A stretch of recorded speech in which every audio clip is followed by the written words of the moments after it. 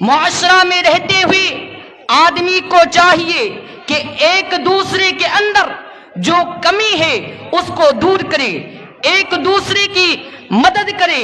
ایک دوسرے پر رحم کرے، خصوصی طور پر بھلائی کے کاموں میں مدد کرے، جیسا کہ اللہ تعالیٰ نے فرمایا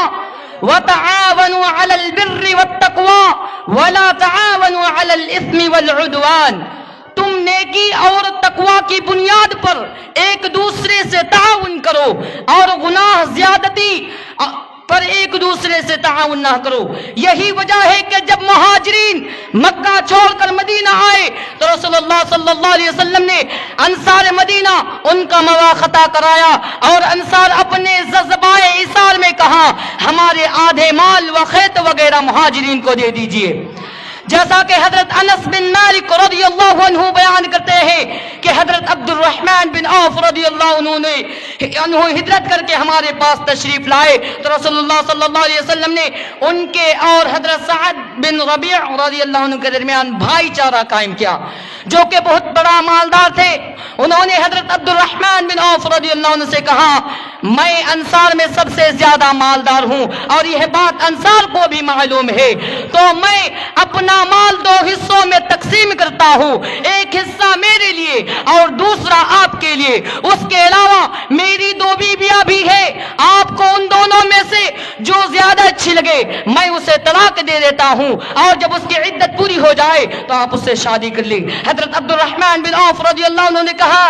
بارک اللہ لک فی اہلک و مالک، اللہ تعالیٰ آپ کے گھر والوں اور آپ کے مال میں برکت دے۔ مومنوں کی مثال آپس میں ایک دوسرے کے ساتھ محبت کرنے، ایک دوسرے پر ترس کھانے، ایک دوسرے پر شفقت کرنے میں ایک جسم کی مانند ہے کہ جب اس کا ایک عضو بیمار ہوتا ہے تو سارا جسم اس کے لیے بخار کے ساتھ تڑپ اٹھتا ہے اور اس کی وجہ سے بیدار رہتا ہے۔ چنانچہ اولین اسلامی معاشرے کے باسیوں نے اس حدیث کو عملی جامہ پہنایا اور وہ اس طرح ایک جسم کی مانند بن گئے کہ اگر ان میں سے کسی شخص کو تکلیف پہنچتی تو اس کی وجہ سے سارے مسلمان تڑپ اٹھتے اور اس پر ترس کھاتے ہوئے اس کا ہر طرح سے خیال رکھتے۔ اسلامی معاشرے میں بسنے والا ہر شخص دوسرے کا خیر خواہ ہوتے ہیں، کیونکہ رسول اکرم صلی اللہ علیہ وسلم نے اولین اسلامی معاشرہ کے باسیوں کی تربیت اسی چیز پر کی تھی، جیسا کہ حضرت جریر بن عبداللہ رضی اللہ عنہ بیان کرتے ہیں بايعت رسول الله صلى الله عليه وسلم اقام الصلاة وإيتاء الزكاة والنصح لكل مسلم، میں نے رسول اللہ صلی اللہ علیہ وسلم کی بیعت کی کہ نماز ہمیشہ پڑھتا رہوں گا، زکوٰۃ دیتا رہوں گا اور خیر خواہی کا تقاضا یہ ہے کہ مسلمان اپنے بھائی کے لیے ہر وہ چیز پسند کرے جو اپنے لیے پسند کرتا ہے اور ہر اس چیز کو اپنے بھائی کے لیے ناپسند کرے جو اپنے لیے ناپسند کرتا ہے۔ نبی کریم صلی اللہ علیہ وسلم کا ارشاد ہے لا یؤمن احدکم حتی یحب لأخیہ ما یحب لنفسہ،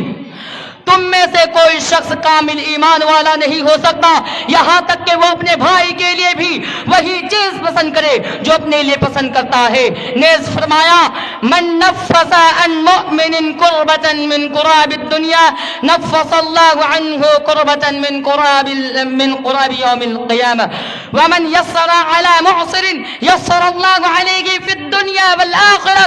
ومن ستر مسلما شطره اللہ فی الدنیا والآخرہ واللہ فی عون العبد ما کان العبد فی عون اخیہ، جو شخص کسی مومن کی دنیاوی پریشانیوں میں سے ایک پریشانی کو ختم کرے تو اللہ تعالیٰ اس کی اخروی پریشانیوں میں سے ایک پریشانی کو ختم کر دے گا، اور جو شخص کسی تنگ دست پر آسانی کرے اللہ تعالیٰ اس کے لیے دنیا و آخرت میں آسانی کرے گا، اور جو آدمی کسی مسلمان کی پردہ پوشی کرے اللہ تعالیٰ دنیا و آخرت میں اس کی پردہ پوشی کرے گا، اور اللہ تعالیٰ اس وقت تک بندے کی مدد کرتا ہے جب تک بندے اپنی بھائی کی مدد کرتا رہتا ہے۔ معاشرہ کی ایک خرابی بگاڑ یہ ہے کہ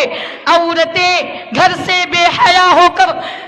اسکول کالج پارکوں ہوٹلوں میں مردوں کے ساتھ اختلاط ہو کر رہتی ہے، اور بہت سی لڑکیاں ایسی جگہوں میں نوجوانوں کے ساتھ عشقیہ مذاق گندے مذاق کرتی ہوئی نظر آتی ہے، جبکہ رب کا فرمان ہے وَقَرْنَا فِي بُيُوتِكُنَّ وَلَا تَبَرَّجْنَا تَبَرُّجَ الْجَاهِلِيَّةِ الْأُولَىٰ،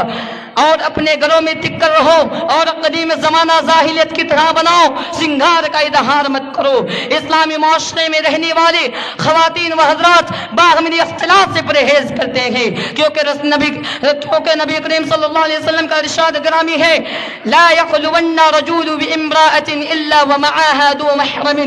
ولا تسافر المرأة الا مع ذي محرم، کوئی شخص کسی عورت کے ساتھ ہرگز خلوت میں نہ جائے، ہاں اگر اس کے ساتھ کوئی محرم ہو تو ٹھیک ہے، اسی طرح کو عورت محرم کے بغیر سفر نہ کرے۔ آپ صلی اللہ علیہ وسلم کا یہ فرمان سن کر ایک شخص کھڑا ہوا اور کہنے لگا یہ اللہ کے رسول صلی اللہ علیہ وسلم میری بیوی حج کے لیے روانہ ہو گئی ہے۔ یہی سے میں اپنی تقریر کو اختتام کرتا ہوں۔ آخر میں اللہ رب العالمین سے دعا ہے کہ ہم تمام مسلمان بھائیوں اور بہنوں کو پردہ بے حیائی سے بچنے کی توفیق عطا فرما، آمین۔ وآخر دعوانا ان الحمد للہ رب العالمین۔ السلام علیکم ورحمۃ اللہ وبرکاتہ۔